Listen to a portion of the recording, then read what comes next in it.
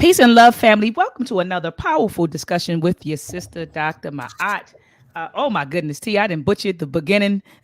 Look, I'm up here, T, acting like this is my usual talk because I had about four of them this week. I saw. So yeah, I had like four of them this week. And so look, I hit the live button and then I was into welcome to another Truth to Power. So you like, hold up, this isn't Truth to Power. This is Uh, this is the R.E.A.D Book Club. So that's what let me happened. That's what happens when you run a successful and a very important media uh, platform. Look, so I'm gonna stop. I'm gonna start that over because I butchered it. All right. So peace and love, family. Welcome to another Read Book Club discussion. Tonight we're reading chapter 2 of The Color, not reading, discussing chapter 2 of The Color of Money, Black Banks in the Racial Wealth Gap by Baradaran. Family, if you do not have the book, don't run. Because you know, some people then clicked on the link and say, oh my goodness, I don't have the book, and they're discussing the book that I don't have. Or you may have the book and haven't read the chapter, right? And so please stick around, okay? Because even though you may not have the book, or you may have the book and haven't read the chapter, I'm pretty sure you're going to learn something tonight. The title of this show, or the title of this discussion, the title of this chapter is Capitalism Without Capital. Literally, capitalism without capital. And Brother T, well, before I even get into that, Brother T, go ahead and introduce yourself to the listening audience. Hello, family. How you doing? Another Sunday with us at the Read Book Club. Thank you, Dr. Mott, for allowing me to be on the platform as we read today's Capitalism with Capital. I'm Brother T, brother known as Brother T Wolo. This is my second book with the Read Book Club. I'm enjoying the journey thus far, and I look forward to chopping up and discussing this chapter here. Absolutely. And I just want to say that anyone who is serious about understanding why we, Black people, Africans in America, African Americans, if you are interested in really getting an understanding of why we are in the predicament that we are in, this is a good book to have. Okay, because it's a lot of us who walk around here with these uninformed opinions about why we're in the predicament that we're in. I think that Baradan, I don't know if she's doctor or miss, but I think that Baradaran did a wonderful job explaining how policies and practices were occurred or were created. Policies were created, practices were implemented in order to put us in the predicament that we are currently in. And she did a marvelous job. So this particular chapter, chapter 2, again, it's entitled Capitalism Without Capital. It talks about the rise and fall of black banks. It talks about the rise and fall of the infamous Tulsa, Oklahoma, Durham, North Carolina, Wilmington, Delaware. It also talks about how the white infrastructure, the white power infrastructure, justified the racial hierarchy or the racial caste system that they created. And lastly, it talks about the political figures who worked to maintain the racial hierarchy by any means necessary. And I want to be clear here, family, that they worked to maintain the racial hierarchy because they wanted to continue to exploit black labor. That was all this was about.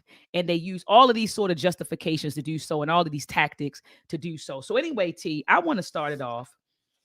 I love what you do. When I pass it to you, you normally start off by reading the first paragraph. I can read it or you can read it if you want. If you want me to read it, I can read it. But if you want to read it, you go ahead and read the first paragraph. I can't hear you, King. Your mic is muted.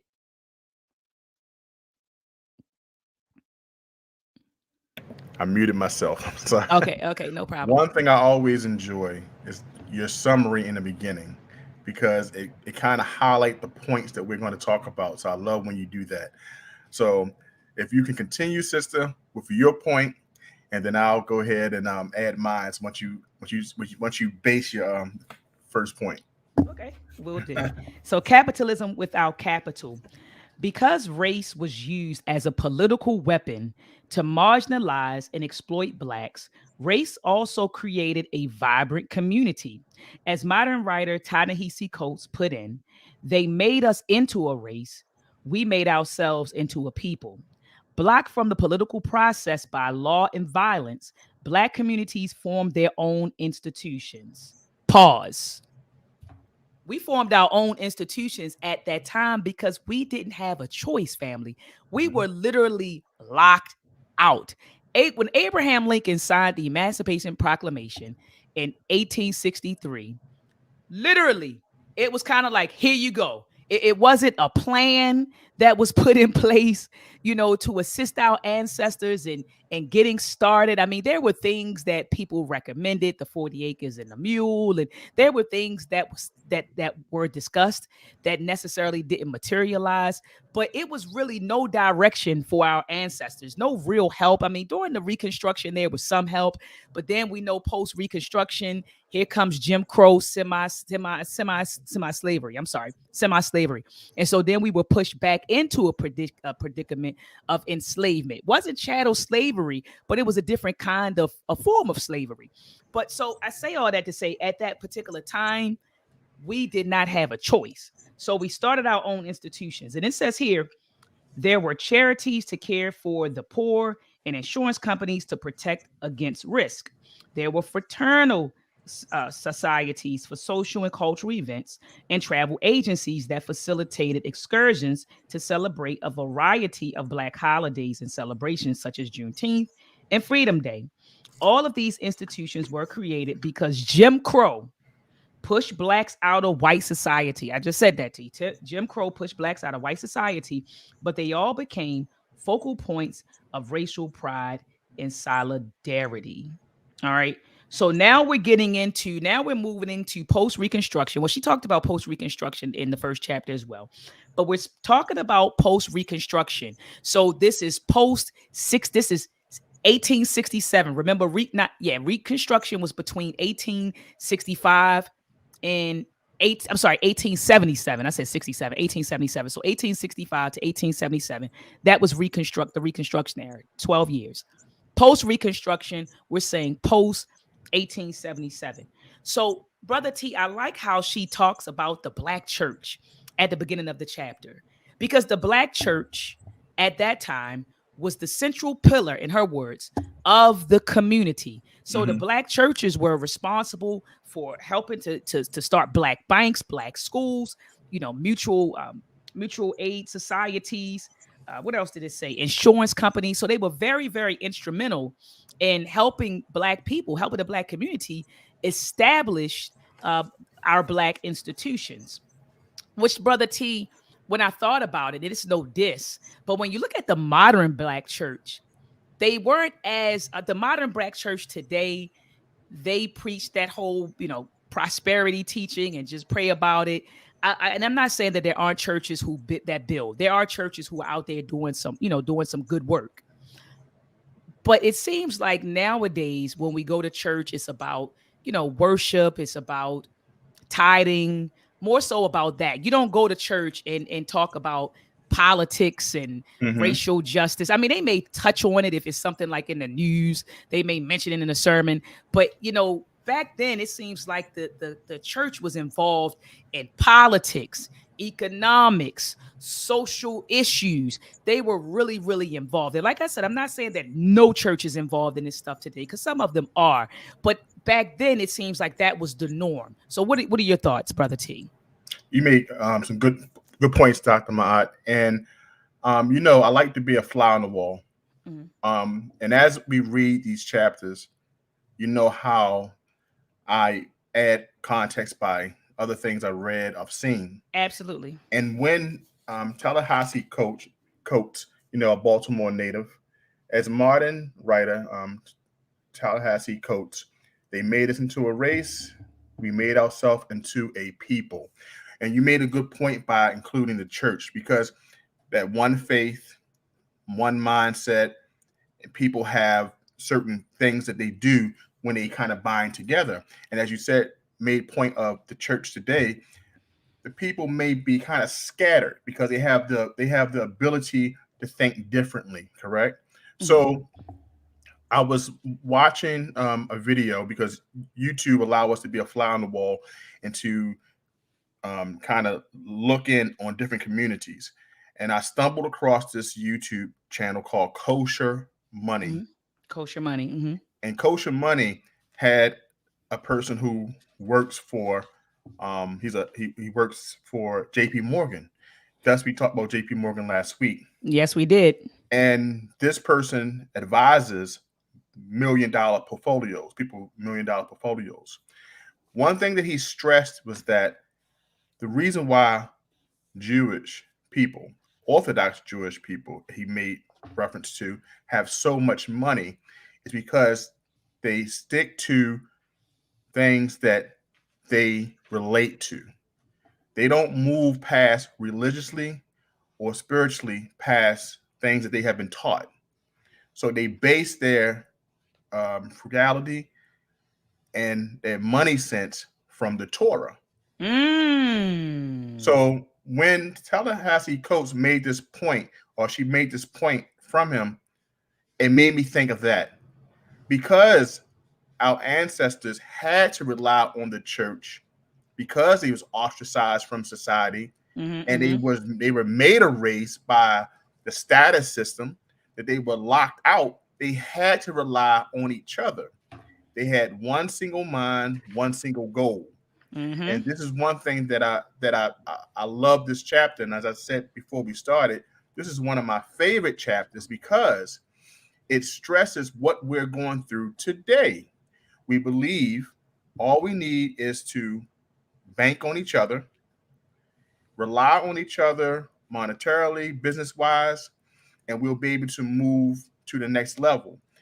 She eloquently put in this chapter in history when we did bank with each other, relied on um, our spiritual buildings and our churches, also our fraternities and sororities. But yes, we could not move to the next level because the door was still not open for us to have that economic inclusion. So this is why I love this chapter because she laid it out from some of our greatest thought leaders, such as the Booker T. Washington, also our W.E.B. Du Bois.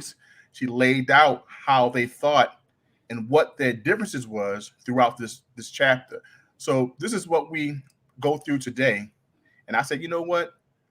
I can still see the same struggles, and I did like the fact that most of our um, biggest economic powerhouses were created by the church and the sororities and fraternities, but we'll later find out how they was detrimental as well.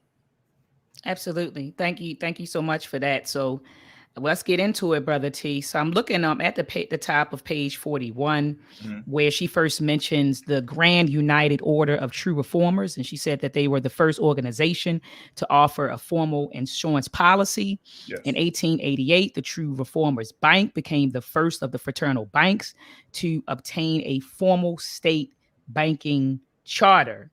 And it says that, it says right here that that all of the order's funds were deposited in its bank and it operated conservatively. But after 5 years after its founding, it was among only a few banks in Richmond able to pay out each of its depositors during the panic of 1893. And so they keep talking about this panic of 1893. And so I really want to do some more research, Brother T, into it. So that was that like another Great Depression? It was another Great Depression, and Mhm. remember from last chapter we discussed the panic of 1893 when it came down to how banks were closed. Mhm. A lot of banks were closed during that time frame, and also this was not just in the United States; it was also internationally, France and all. So this is when the biggest push for the central banking came into play, because that's when we realized that we just couldn't rely on banking and the industry economy just in the United States. This became a global thing that banks start to shut down. And what we find out in this chapter is that we had banks that lasted because we stuck to each other, stuck with one another. And one of the main things, we were not putting our money centrally like the other big banks, so we could survive, unlike like the white banks. I'll put it like that, Oh yeah. because our money wasn't in the sauce. And but until we wanted to integrate that's when we started going down a little. It helped us financially when we became a savings and loans bank, different from just a savings bank such as the Freedman Bank. So early on, 1893, our banks were saved um, because it wasn't, the money was not mixed inside the central banking system. Thank you for that, Brother T. Thank you so much for that. In this particular bank that I mentioned, the True Reformers Bank, so they did last, like you said, through the whole, through the panic, through the Great Panic, the Panic of 1893. But Mm-hmm. it says that the bank ended up folding in 1910. The And next, so, which is the next biggest break of depression. so that was the next one in 1910. Mm-hmm. Okay, and so then she talks about that. Okay, and then she mentions the Wage Earners Bank Savings Bank, which was established in 1900 in Savannah, Georgia. And so she said that they were good too, but I'm trying to see where they went out. I think they went out of business as well. But she made a point here when she was talking about these black banks that were opening. A Mm-hmm. good point that she made was this. She was saying a lot of these banks were affiliated with churches and with fraternal organizations. And so people who were members of churches or these other organizations and societies, they expected better rates on things. Special treatment. They special treatment. And then if these banks wouldn't give them special treatment, then word would get around, you don't want to put your money in this bank. And so it was kind of like mixing business with personal relationships. And so that was really, she said, that was one of the downfalls of the black banks, because the black banks were established, or were established with the help of the black church and these fraternal societies or fraternal organizations. Mm-hmm. They felt like they were obligated, to Right. kind of to do for them, to give them what they wanted. But then that meant at times loaning money to someone who necessarily may not give you the money, pay you the money back. And Right. so they suffered a lot of losses. Go ahead, Brother T. I remember that saying that goes, membership has its privileges. They were basically trying to benefit from that phrase by saying that, hey, we gave you this money and we expect to have better treatment. And the sad thing about this whole thing is that because they did not get the treatment, they stopped contributing. Mm-hmm. That's the sad part about it. So it's like we became our own worst enemy um, when it came down to that point. Like, it's, hey, instead of understanding that this money can be used by giving out loans, and then people pay off the interest, and the bank can benefit. One thing our banks did not have at that time was the use of fractional lending, and she goes on later on to talk about that. Banks do not survive. The modern bank survives because of fractional lending. Ability, if I put $100 in, the bank lends out 1,000. Then another person put $100 in, the bank can lend out 3,000. And the bank makes money off of us putting money in, but we can never make money if the depositors continue to take the money out. Right, exactly. Exactly, Brother T. And so then she moves on to talk about Maggie Walker and her bank. And Mhm. so for those who are unfamiliar with Maggie Walker, Professor James Small, he talks about Maggie Walker all the time. Maggie Walker was the first black woman to own a bank and the second woman of any race to own a bank. And she did survive the Great Depression. Mhm. All right, she survived the Great Depression. It said by 1920, um, the bank had reportedly helped 600 customers buy a home. She endured the Great Depression, 2 world wars, but her bank could not survive the 2008 financial crisis. And so that was Barack Obama, right? That's when we had Barack Obama in That's office. when he came into the basically, yeah, that recession The year. recession, yeah. So her Yeah. bank could not survive that. But one thing that I loved about her, when I read the top of page 44, it talked about how she wanted to uplift black women. She wanted to empower black women. And so what she did was, it said she dedicated the bank to helping Black women achieve financial independence. See, this is how you empower Black women. Mm-hmm. You have Cardi B and Nicki Minaj running around here talking about I want to make women feel like bad bees. That's not empowering.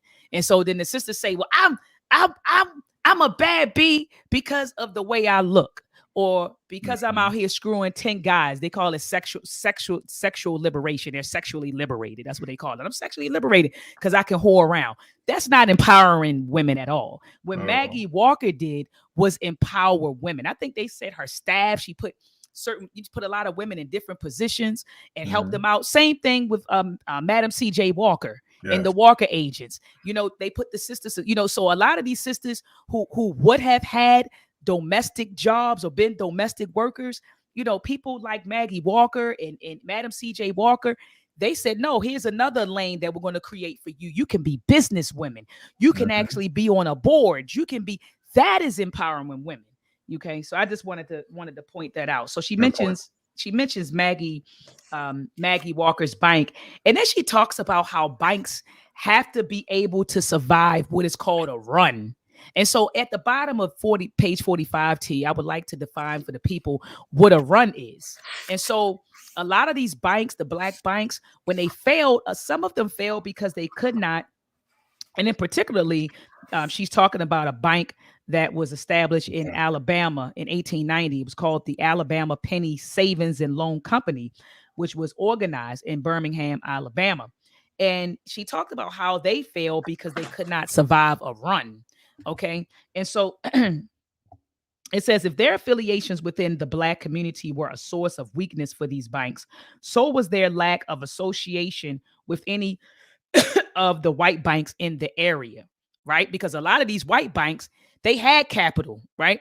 So it says that, so the weakness for the banks was their lack of association with, not only with the, it says their affiliation within the Black community were a source of weakness for these banks, so was their lack of association with any of the white banks in the area. Okay, so it says to survive a run. Okay, a run, a bank can either find liquid from another bank or sell its loans to another bank in a fire sale so that it can meet depositor demands and live to open its doors another day. But it says both of these solutions prove very different in Jim Crow economy, as seen in the case of, it's talking about the Penny's Bank's failure. Because with the Penny's Bank, what happened? Da, da, da, da, da. It said that they helped construct a 6-story church building, and they used a Black-owned company, but it was overextended. Penny Savings Bank failed due to due to a run. So it says that, and I just want to bear with me. I just want to read these couple of sentences. Mm-hmm. Okay. So it says right here, in the case of the bank first sought to liquidize, right?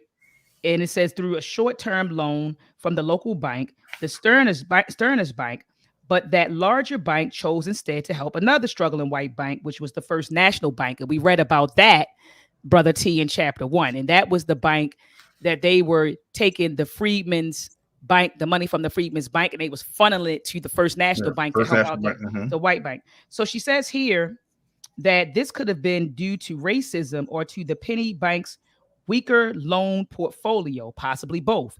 Safe banking would have required affiliations across racial lines, which proved difficult in the Jim Crow South. The segregated economy also prevented the other route to survival, selling off bank assets. Now, remember, Brother T, when we read the book, The Hidden Cost of Being an African American, Yes. Thomas Shapiro argued that because we weren't able to accumulate wealth, money, assets during slavery, we didn't have any. So look at this. It says this. Okay. So the segregated economy also prevented the other route to survival, selling off bank assets. Here we go. Because their assets were long-term loans to Black churches or based on Black real estate, and we know they devalue whatever we own, right? So because it was based on Black real estates, they were considered risky, and other banks were not willing to buy them. The loans were essentially frozen off the balance sheets and could not be sold in an emergency. So, brother T, they didn't even have assets that were valuable enough for people to say, "I'll buy them from you." Right. It wasn't worth anything. But as we find out in the banking industry, is that every night today, when we think about the modern banking industry, every night they do reconciliation, and sometimes banks borrow money, as we learned in this chapter, from each other, big banks, and they could to cover all their deposits and withdrawals. So, and then they have a time frame to promise to give that money back with an interest. So this is what is done today by big banks. And this is why smaller banks, even in that time, could not survive. They could not survive the major disasters such as the recession and depression because they didn't have the banks or the connections to keep each other rolling. Like you said, without any assets, because number one, we have to look at how many of our ancestors at that time had homes, how many of our ancestors at that time had businesses. One thing that she stressed in this chapter was that after slavery, usually our businesses was what we were doing during that time. Either we were farmers, maybe we wind up becoming barbers, um, dealing with hair, limited jobs that didn't really give us an opportunity to get a substantial business that could be something that we would see as an asset. So even though we had the money created from our services to put into the banks, the value of that business was not enough to sustain that bank or the business. So that was one of the parts that we had to realize that we didn't have the jobs, we didn't have the assets, we didn't have the money like the bigger banks have. And because of racism, which was pointed out, white banks could say, "I'm not going to give you any money because what I see what you have is not valuable enough for us to put that risk up." That's just Mhm. another way to say this is how our system works, and because you don't have the assets, we're gonna keep you out without basically saying it. No, absolutely, absolutely, brother T. And then she moves the chapter into a discussion about Booker T. Washington and WEB. I know we say Du Bois, we say Du Bois, but it's really Du Bois, right? But Boy. we always say Du Bois. So Mhm. black folks, we say Yes. WEB the boys. That's what we call them, but it's really Du Bois, right? Okay, but anyway, so she first begins to discuss the views and the goals of Booker T. Washington. And peace be upon his soul. He gave us Tuskegee. We do have Tuskegee because of Booker T. Washington. Hmm. And then Marcus Garvey. He was a huge fan and lover of Booker T. Washington. He said, in fact, that Booker T. Washington's book Up from Slavery really, really inspired him.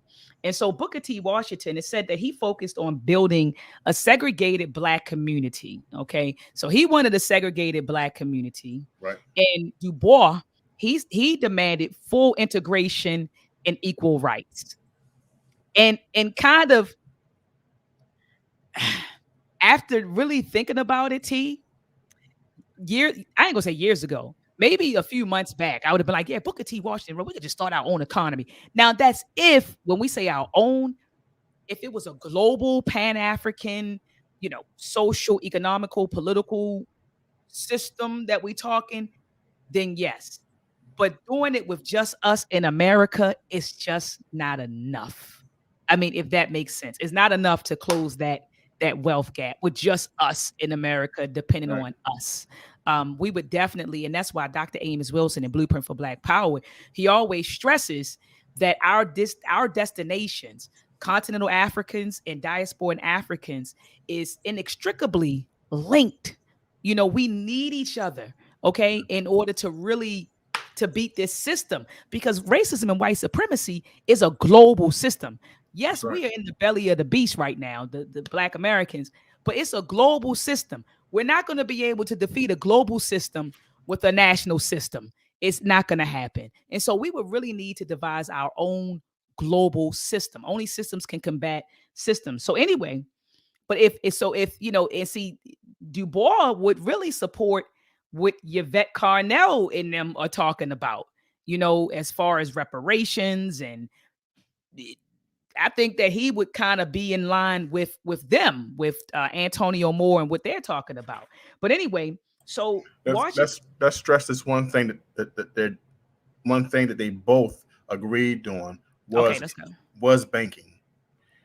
Even though they disagreed on some things, they may have stressed one thing more than the other. They did agree that the blacks needed their own banking.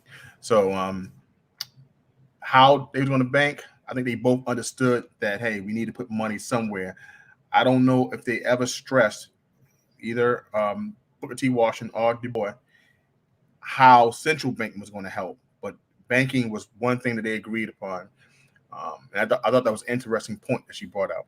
Absolutely, absolutely. And she said they also supported Black enterprise. Yep. So well, that's included in Black. Well, Black banking would be included in Black enterprise, Hmm. but they did, like you said, Brother T, support that. So thank you for bringing that up. So she Hmm. gets into Washington. And she said that Washington, he was a conservative Southerner who was born into slavery, and they labeled him the great accommodator because he accepted segregation. He accepted it, and he said, a black political, and he accepted segregation and black political disenfranchisement, and stressed the significance of industrial education. Okay, and I guess, and when they say he accepted it, I guess he probably said, Brother T, these are the cards we were dealt. I just Hmm. need to play them. And the white people loved him for that. It says that he gained a lot of support for by white philanthropists. For his nonprofit educational institutions, he was able to get money. So in my mind, Brother T, I'm thinking, was this brother playing chess? Like because we don't know. We all are product of our eras, right? And so he's Yeah, in an era where he's faced with Jim Crow.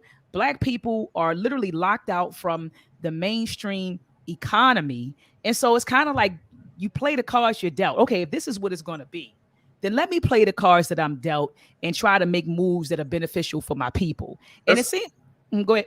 let's play with that thought for 1 second. Mhm. If Booker T. Washington was playing chess and not checkers, he had to say something that appealed to both sides, us as his people, and the other side being whites, to be non-threatening.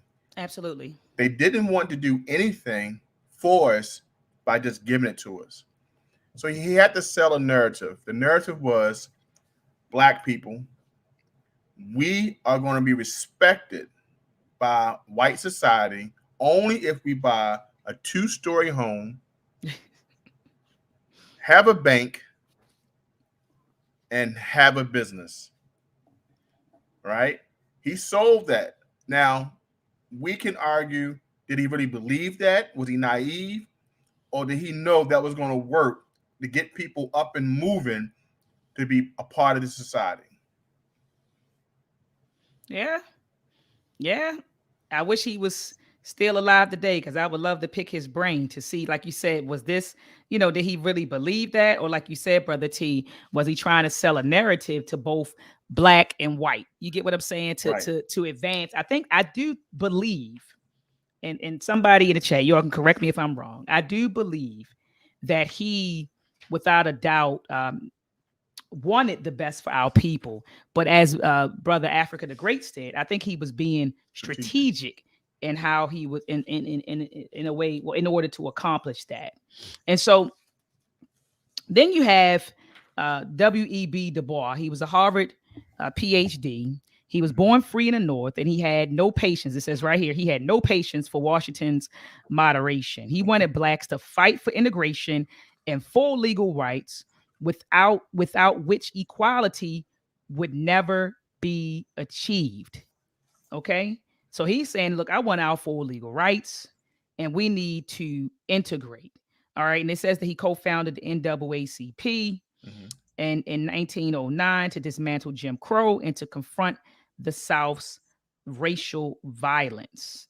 All right. So let's unpack that for a little bit, Brother T. Mhm. So he wanted to fight for integration. He wanted to integrate with the dominant society, and he wanted full rights, full legal rights. And we can say that this is kind of where Dr. King was in the early 1960s. Mm-hmm. You know, uh, towards the latter part of the 60s before he was assassinated, he was just like, look, we need a redistribution of resources, wealth, and power. Right. That's what we really need. He went beyond the I just want to use the bathroom where whenever I want, wherever I want, he went beyond all that stuff. The voters right, and he went beyond that stuff. He was like, look, it needs to be a mass redistribution of resources, wealth, and power. But Mm-hmm. so it seems like Du Bois was where he was in the 1960s, Yeah. where Dr. King's thought process was in the But 1960s. Full integration and full legal rights. I What are think your that thoughts on that? Mm-hmm. I think that it was plain to see exactly how far having our own bank, having support from our churches, sororities, fraternities, having support from the everyday um, African doing their thing, and seeing how limiting that just was. Understanding how when Booker T said, "Hey, if we pull ourselves out by our bootstraps, we build our own schools." I think Du Bois seeing that it still not allow us to be part of the fabric of the United States and the capital that we needed to move forward. Right. So Mm-hmm. he looked to see how towns and our cities were being destroyed, how we had wealth, or we were creating wealth, but we were still locked out because we didn't have representation. So I think his idea was to get into the point of representing ourselves in Congress and Senate and being shakers and movers, Mm-hmm. so we Integration. can Mm-hmm. we can kill some of these or destroy some of these laws. But what we found out that we were um, crashing right into a door of senators, or, I mean congressmen like Tillman, Woodrow Wilson, President like Mm-hmm. Mm-hmm. Woodrow Mm-hmm. Wilson, who were still believing of the narrative that we were less of, even down to creating the first motion picture inside the White House that showed, what's called the Birth of the Nation, um, and it was supported. And this was showing us that, hey, no matter what, we're still going to be looked as less than. So even though we had our businesses, we were starting schools, we were we were moving forward. W.E.B. Du Bois thought that it was like, hey, we need to just break down the walls of the White House and move in. But we find out that still was a detriment to us. So I respect both of the mindsets, because Same here. Same this here. chapter allows us to see how the inner workings and how it ended up, especially when it came down to how capitalism plays into this thing and how we need to be on a global sense, even though it's still important to have a business. But one thing I wanted to point out was that the limitations of our reach also depended on what we were able to do to get the money. We didn't have many jobs that really affected the moving of this country. We created businesses from um, services that we did on a plantation, and most of those services did not affect white economy. When Madam C. Walker started her company, one point that the author stated is that it was not important to the white economy at that time. Majority of our businesses that survived, that did well, benefited us. W.E.D. Boyce wanted something to benefit all, inclusion, but that killed us also. Mm-hmm.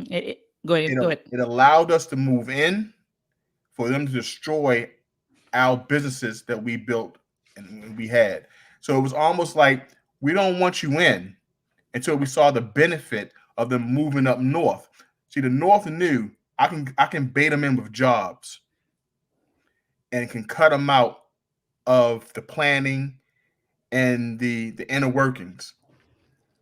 The South said, we just going to stop you from doing everything. So Mm-hmm. they both used our ancestors in a disparaging way. Absolutely. No, absolutely. I couldn't agree.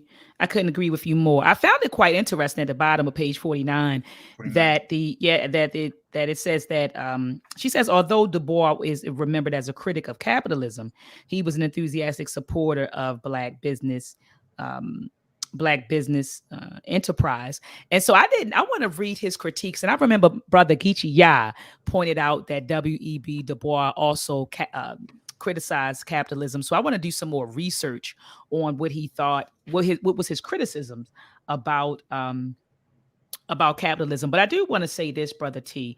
One thing that I did not like that is a few things that Booker T. Washington said. He wanted the respect of the white race, and he sought the respect of the white race and acceptance. And he felt like, well, if we get enough wealth, then we will be accepted by them and will be respected by them. Did that sound And familiar today?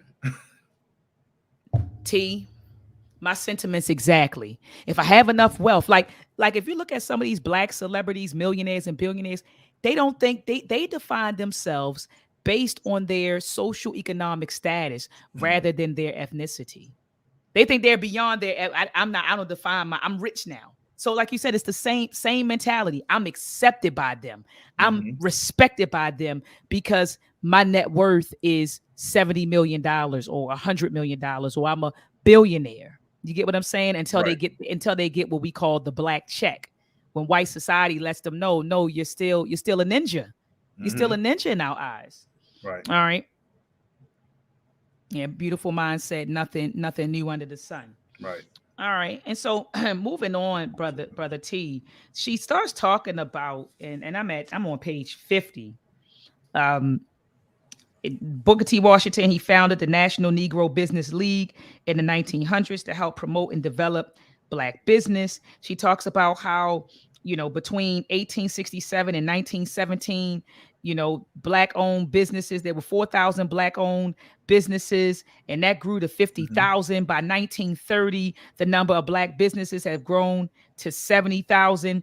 And as she says, many businesses arose as a direct response to segregation, producing goods and services for blacks in the self-help economy. Now, this is interesting right here, Brother T. Du Bois, he surveyed almost 2,000 businesses with over, this is what you already talked about, 2,000 businesses with over 500 in capital, and found most had evolved from occupations dictated by slavery. So you talked about that already, Brother T. So Mm-hmm. let me move off this point.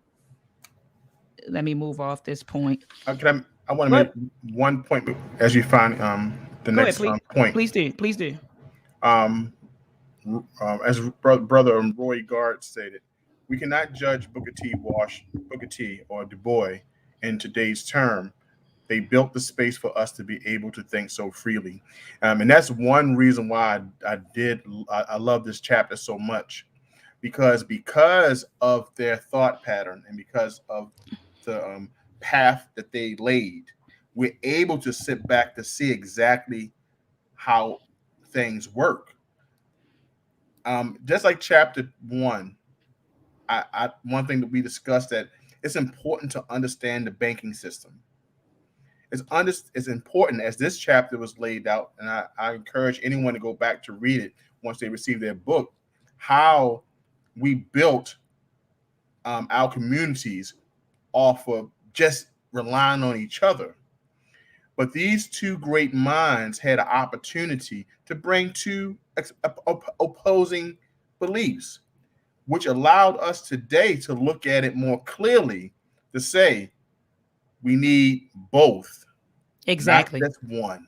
And And that's the beauty of this. and Roy, brother Roy, it was no disrespect. Like, and we both said that. We both said that we needed both mentalities. So it wasn't a dig at Booker T. Washington when I said that I just don't appreciate, the whole idea of wanting to be respected by white society and accepted by white society. I stand on that criticism. So anyway, Mm-hmm. moving on, brother T. She talks about the Citizen Trust Bank that was founded in Atlanta in 1921, and with this, I think the Citizens Trust Bank is still there, isn't it? If I'm not mistaken, I think that is. I don't think that it closed. I What don't page are think you? that it closed. I'm on page 52. 52. Okay. Yeah, I don't think that the Citizens Trust Bank. It says it was founded by it was founded in 1921. A local reverend remarked the preachers made the Citizens Trust Bank, or maybe I may be getting it mixed up with somebody else. But it talks about that bank. Mm-hmm. And then it talked about how with black businesses, and you've been emphasizing this point a whole lot, T, how during that time, black businesses were, um, during that time, black businesses had to rely on black people, solely on black people. We didn't have the option of having white customers. And so you drove that point home on page, I think that's on page 53. So then she moves into a discussion of Madam C.J. Walker. And we kind of touched on Madam C.J. Walker Mm-hmm. already, but who, if there might be someone who don't know who she is, but it says she was the first black entrepreneur in the United States to become a self-made millionaire. Madam C.K. Walker, I think I said C.J. Madam C.K. Walker, born Sarah Breed Love in 1867, says she made a fortune in 1910 selling her hair products to black women. She says many black women were suffering from severe hair loss because of malnutrition and constant labor. Walker herself suffered from the scalp condition, which led her to create this formula. Okay. And she called the formula Wonderful Hair Grow. All right. And it says she enlisted a sales force of black women called the Walker Agents to sell the product to friends and acquaintances in their community. So again, brother T, this was how this was how you and thank you so much for that, brother Roy. Yeah. This was how you empower black women. This is how you empower black women, not by running around saying, I'm trying to make them feel like bad bees and Mm-hmm. encouraging them to wear weave and fake hair and weave and long eyelashes and a pile of makeup on their face. That's not empowering, calling themselves. There's nothing empowering about that. Right. She put black women on the map. But I think, brother T, if I'm not mistaken, I probably have to go back to have a book on the life of Madam Madam Madam C.J. Walker. I keep saying C.J. She has C.K. down here, but I always said C.J. Walker. Yeah, I Let me thought just CJ walked until I yeah, heard she something has different.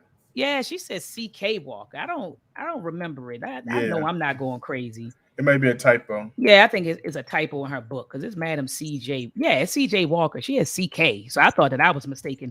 But Mm-hmm. she held a conference, I believe, like in the 1900s, early 1900s, where all females got together. Like it was a real empowering conference. So somebody in Mr. Untouchable said she put her The homies homies on. on. Absolutely. And so that's how you do it. So anyway, then she mentions the most profitable businesses back then. And those profitable businesses were typically businesses that white people didn't want to touch. Okay. And so it says that that was one, like the hair care industry. And another one was undertakers and funeral homes That's because right. white folks didn't want to deal with black bodies and black families. So those were very lucrative businesses back then. Insurance. Yeah, and insurance. So you had insurance, hair care, and undertakers and funeral homes. All right. And so that's what the popular Um, businesses were. Go ahead, brother. Dr. Ma'at, do you remember the gentleman who it was Haskins, um, who was pretty big in that industry? He started doing insurance and Gaskins, I believe his name. Gaskins. Yep, Gaston. Brother, his name's Gaskins, and that's one thing that kind of did get better over the years. The insurance industry. Early on in the chapter, they talked about how those insurance policies built by the church and was like more like charity.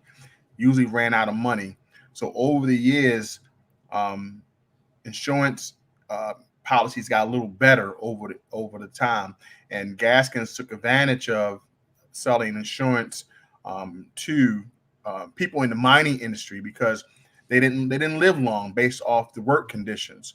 And then he was able to build his business. But one thing I didn't know a lot about, I heard a lot about Black Wall Street, Tulsa, Oklahoma.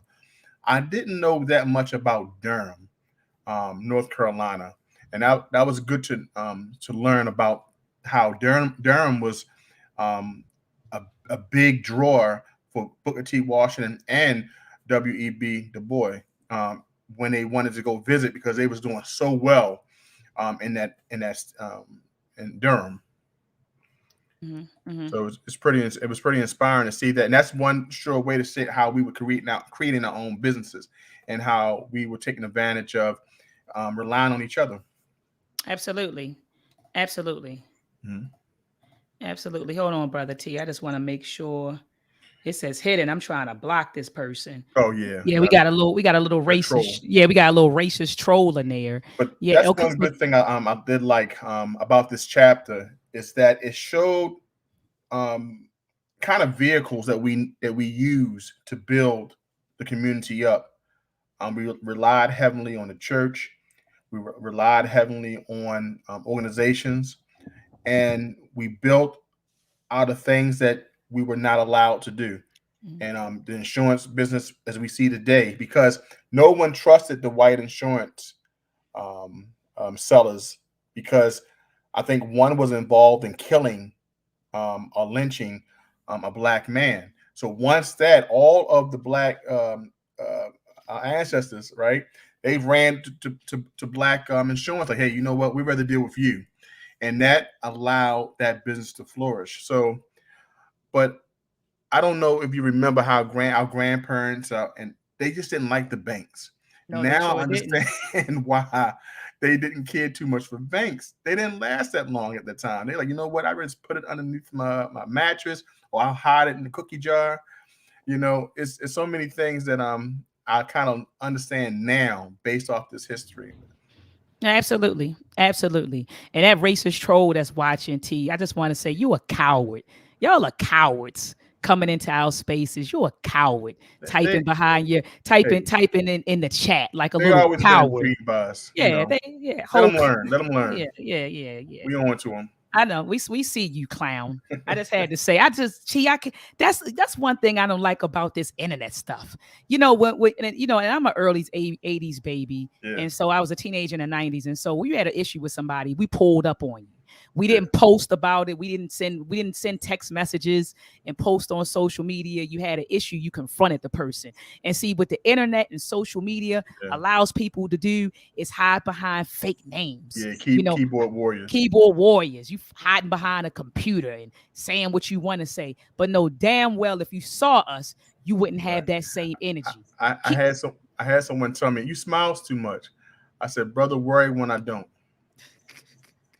Exactly, exactly, brother T. Exactly, brother T. What you say? Worry when I don't. So Right. look, brother. Moving on. She That's now right. talks about Durham, North Carolina. Then Yes. she gets into Tulsa, Oklahoma, and Wilmington, Delaware. She talked about how these were. She calls them. I want to use her words. She says these were self-sustaining black economies. In my father's words, my father would say self-sustaining economic engines. That's what he would Mm, refer to them as, economic engines. All right. And so I love that she described, she because a lot of people just run to Tulsa when they think about, a self-sustaining black economy. Tulsa is right. like propped up, and that's cool, But I hope that people understand that there were other black communities that were thriving during that time in Durham, North Carolina. Durham, North Carolina was one of them. I love how it talked about how they named it. It says the Black District in Durham was called Haiti, and it was created as an independent black community just after Right. the Civil War. And it said that Black Business Corps. I'm sorry.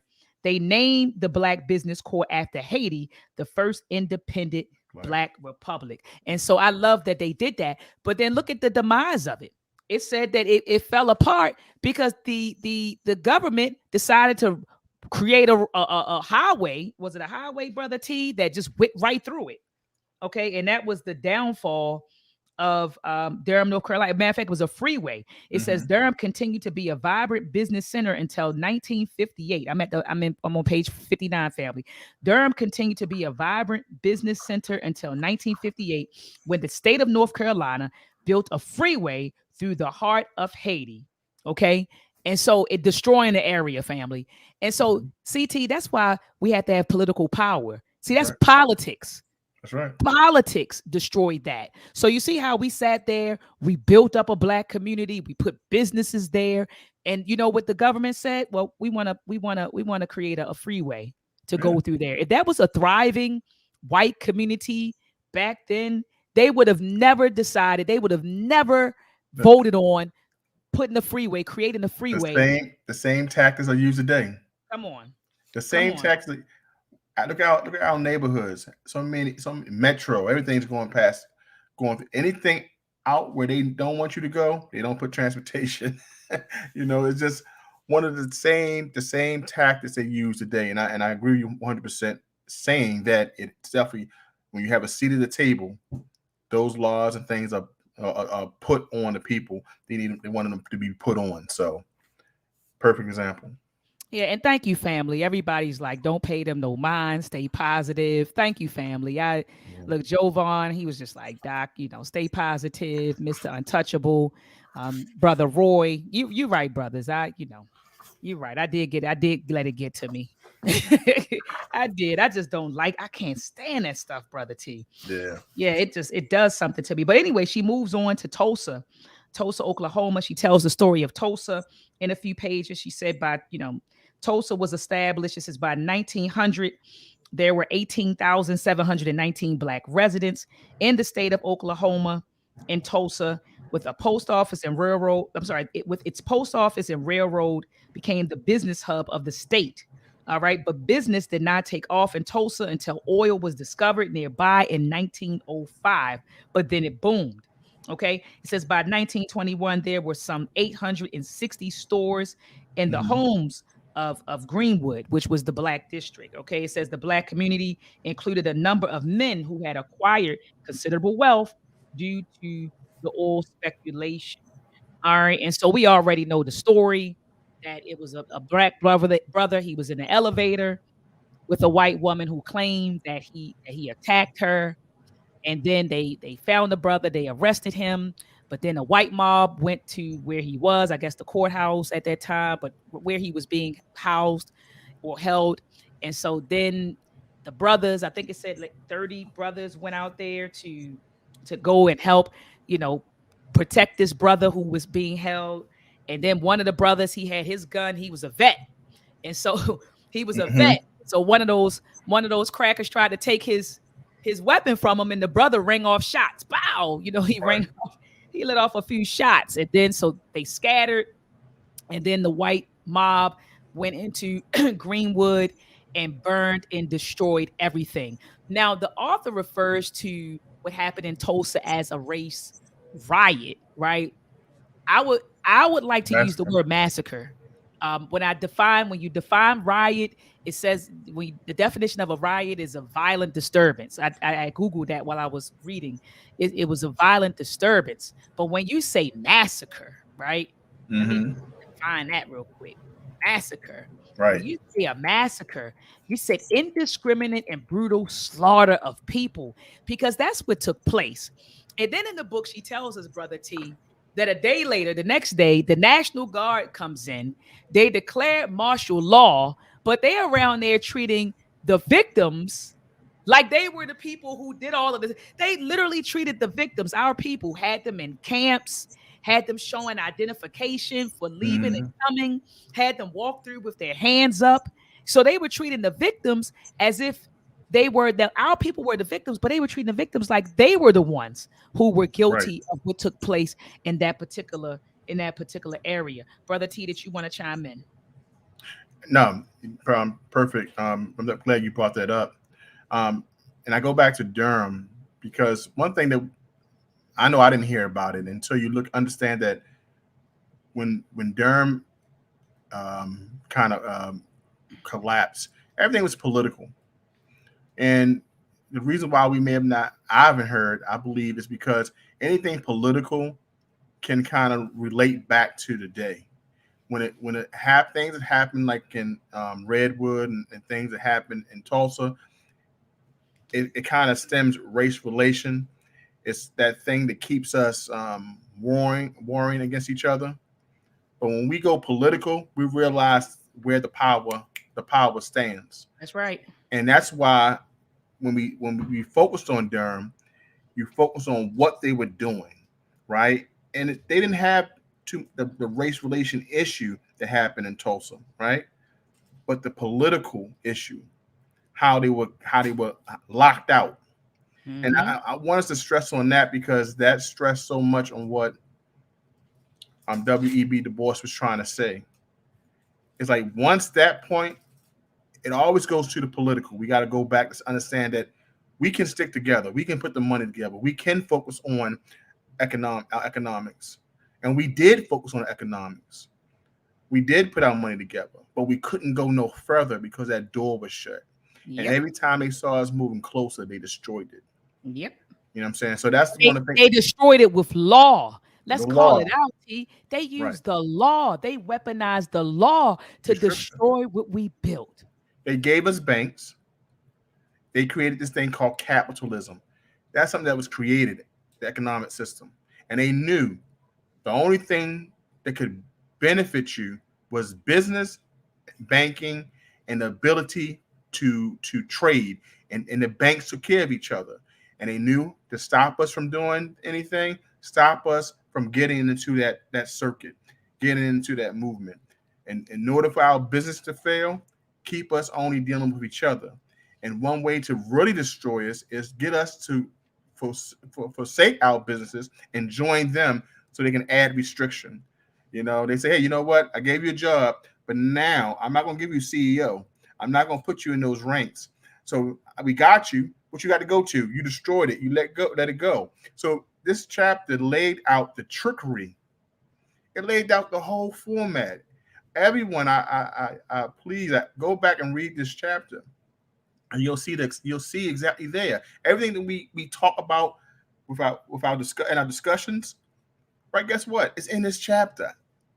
Build our businesses, build banks, get in the political system. It's all there. When it's being destroyed, how it was destroyed. This chapter laid it out pretty well. Absolutely. Absolutely. But I definitely don't want to talk about Durham in North Carolina and Tulsa, Oklahoma, without speaking on Wilmington. She talked about Wilmington, North Carolina. And I remember when I was watching the documentary, Wilmington on Fire, and actually watched it with my family. Really good documentary. When I watched it, the whole time they were talking about Wilmington, my mind was in Wilmington, Delaware. Mm-hmm. I was like, oh, this was going on in Wilmington, Delaware. And no, no, no, this was Wilmington, North Carolina. Carolina. Okay, yeah, this was Wilmington, North Carolina. I must have missed it when they mentioned it in the film because I'm horrible at multitasking. So I more Mm-hmm. than likely was doing something while I was watching the documentary and completely missed that they were saying Wilmington, North Carolina. Carolina, not Mm-hmm. Wilmington, Delaware. But it talked about how they were destroyed. It was destroyed wasn't it destroyed by white folks? It was a riot that broke out.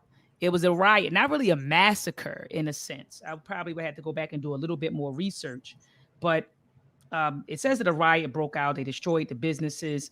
And then when they destroyed the black businesses, white businesses moved in and filled the economic gaps left by the flight of blacks. So it probably was a massacre knowing them. Mm-hmm. I got to go back and look at the documentary again. I forgot everything that happened.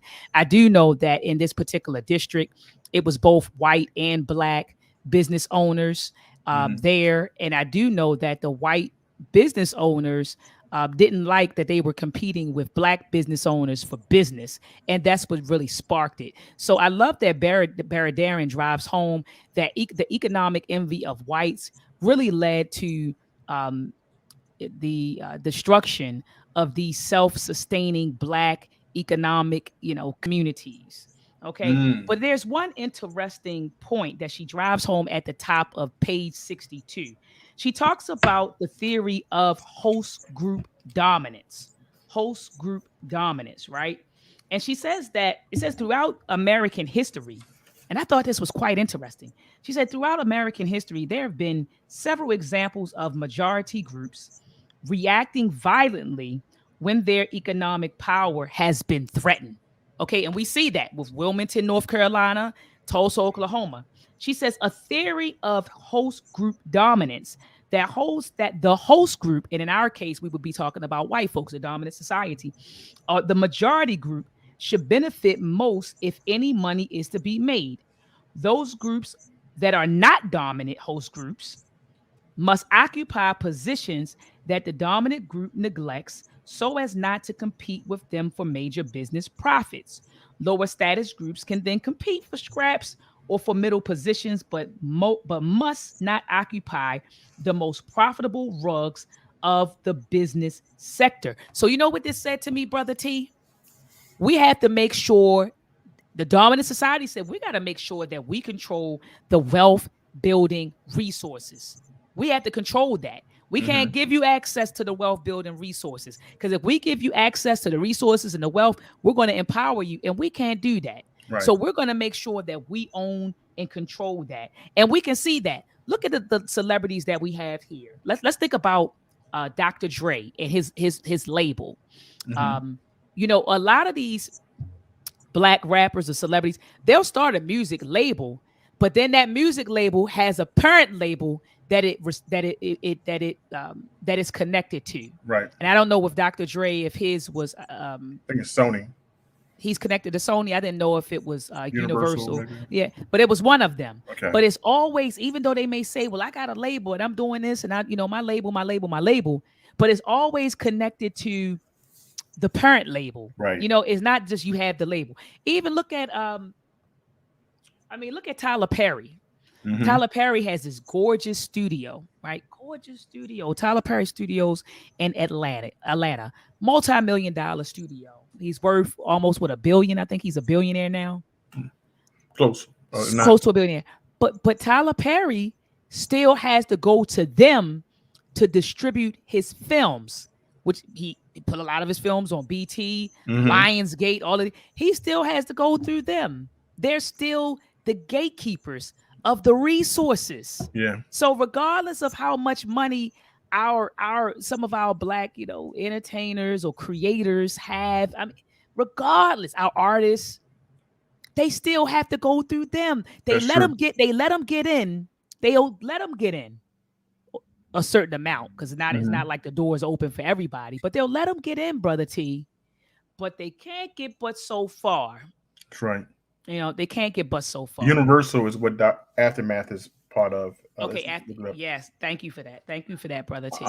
Um, Byron Allen, I remember when he was trying to get The Birth of a Nation by I think Nate Parker, I believe his name, when he directed and put that movie together.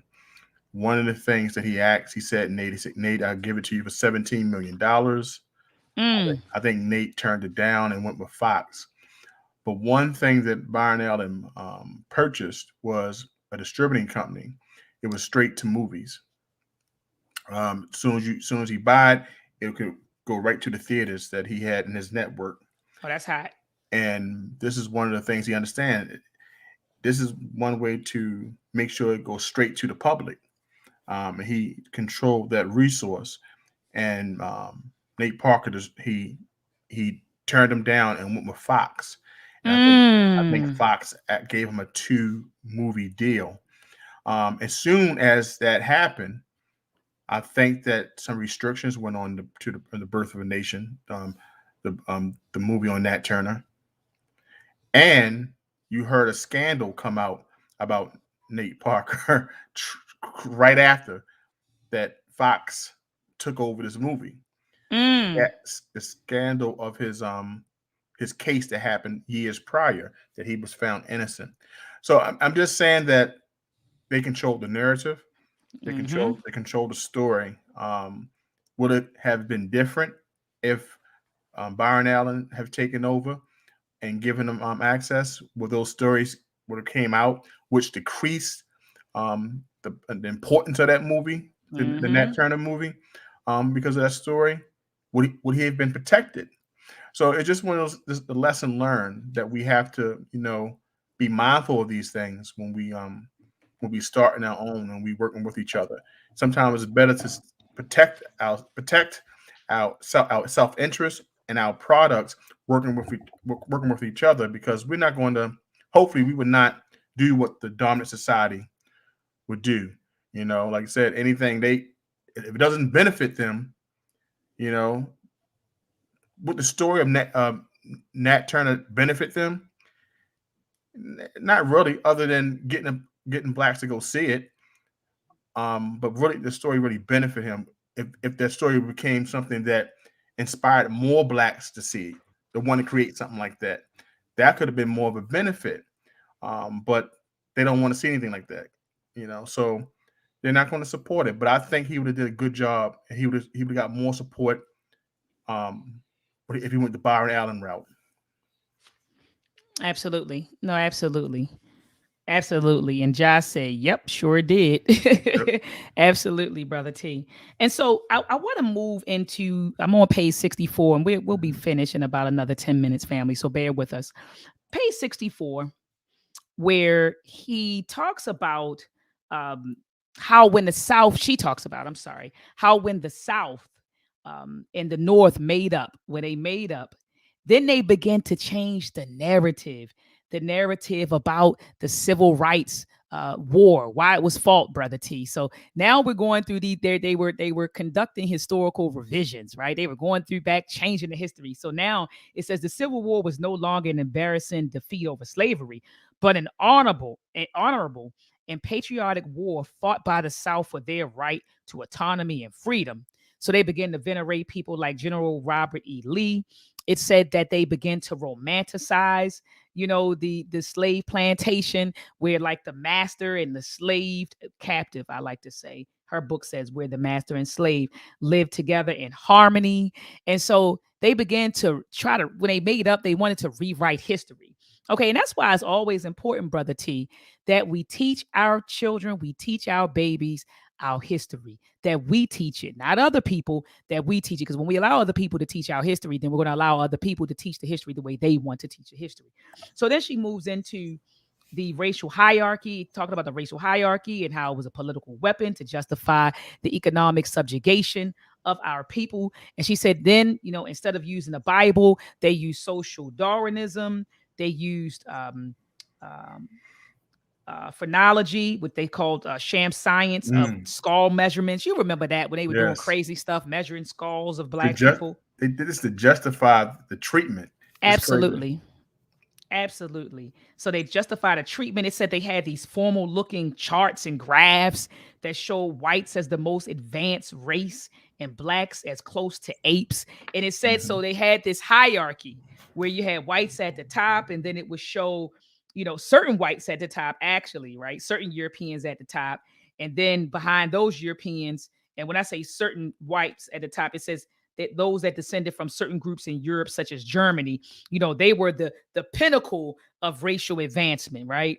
And then beneath them, you had the Irish and the Italians and the Eastern Europeans. Then under them, you had what she says the Mongols, which were the Middle Easterners and Asians, right? And indigenous tribes of Americas. And then at the bottom of every racial chart was the African, who was portrayed as a step above a common ape. And then when you look at this, so this was their justification or formal charts that they were created. But she said, but hold on, this racial ordering coincidentally mapped exactly onto the social economic order created by slavery and European imperialism.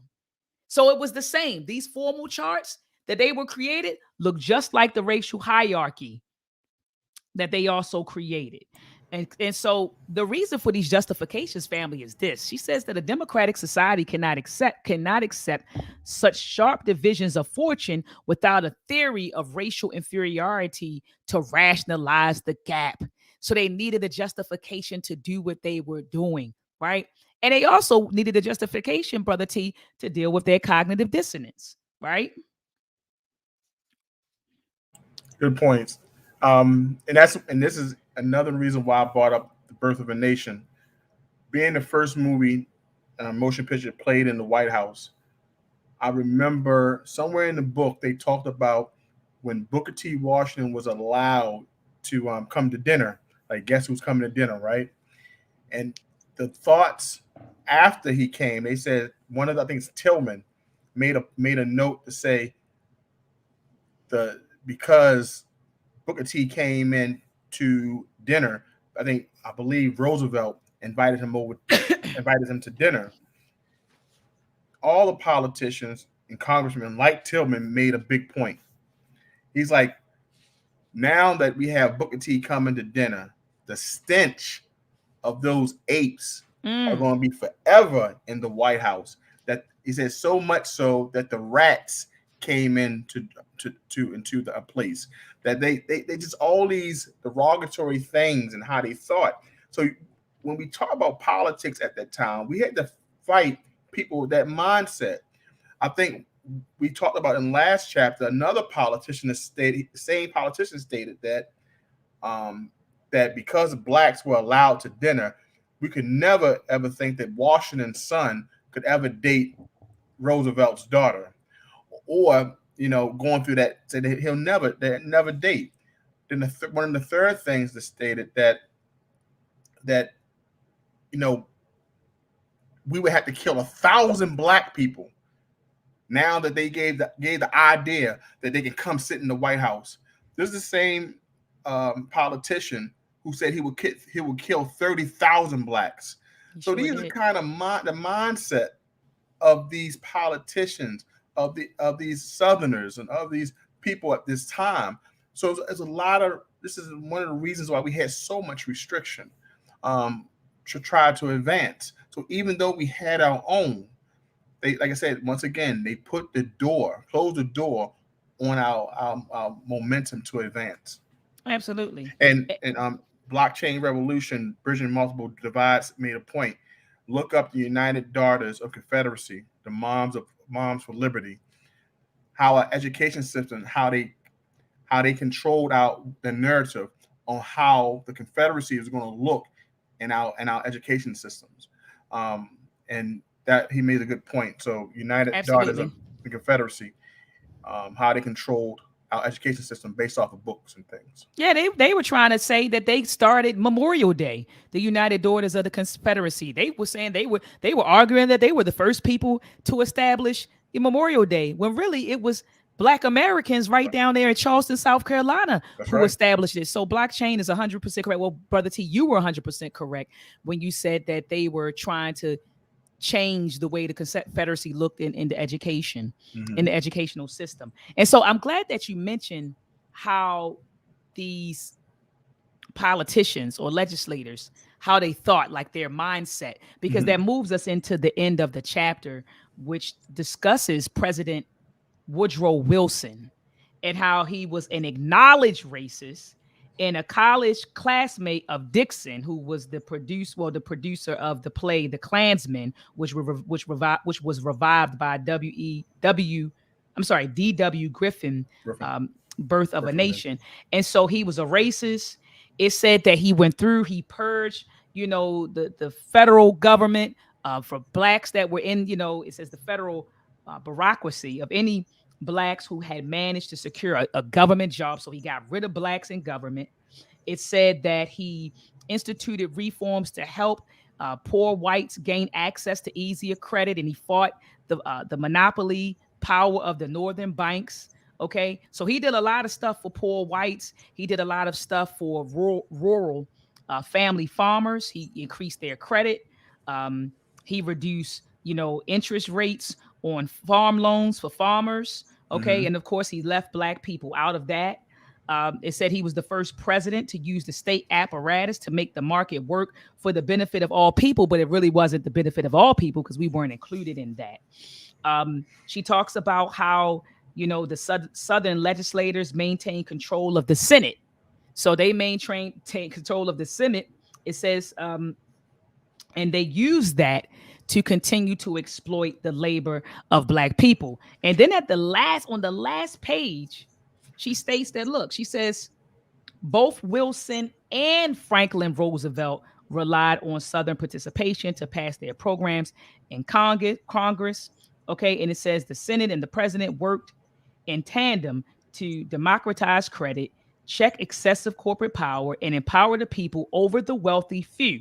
But the people did not include blacks. But I wanted to mention Franklin Roosevelt here, Brother T, Mm-hmm. because, even in the black community, we loved Franklin D. Roosevelt. Oh, Yeah. and his wife, Eleanor Eleanor. Roosevelt. Mm-hmm. We love the Roosevelts. But the reality is that Franklin D. Roosevelt created programs that harm black people. Right. The New Deal did not benefit black people. The New Deal, matter of fact, it reinforced racial lines, the red lines. It reinforced racial residential segregation Yep. because it helped to create white suburbs, right? And so Hmm. that's what he ended up doing. But we loved him. He was the poor people's president, but he was really the poor white man's president. That's right. All right, so Giving him land, and then he had his wife. I think she helped push the women's movement a lot, and women's voting, if I'm not mistaken, right? Eleanor Roosevelt. So there's a lot of things that, giving black women the opportunity to vote and have their say. So it was a lot at the time. If I'm not mistaken, Eleanor Roosevelt was championed with was it Ella? Was it our educator, our sister educator at the time, Bethune? Mary McLeod Bethune. Yes. Mary McLeod Bethune. So Wow. things at that time. So I'll definitely have the information later. Oh yeah, no doubt, no doubt. And Mhm. I love how I'm looking ahead in the table of contents. So she's going to talk about the New Deal for white America in the fourth chapter. So next week, family, we're going to be discussing the rise of black banking. The rise of black banking. All right, so family, look. I know I kept you all for an hour and 20 minutes, Brother T and I. We usually try to keep you for about an hour. Tonight, we were discussing this book, The Color of Money, Black Banks and the Racial Wealth Gap by Baradaran. Family, this is a powerful book. Again, if you are trying to understand why we are in the predicament that we are in today, this book will give you the facts. It will give you the facts because so often we have these conversations, Brother T, with a lot of feelings and beliefs. And this gives you the facts about why we are in the situation we're in. What happened?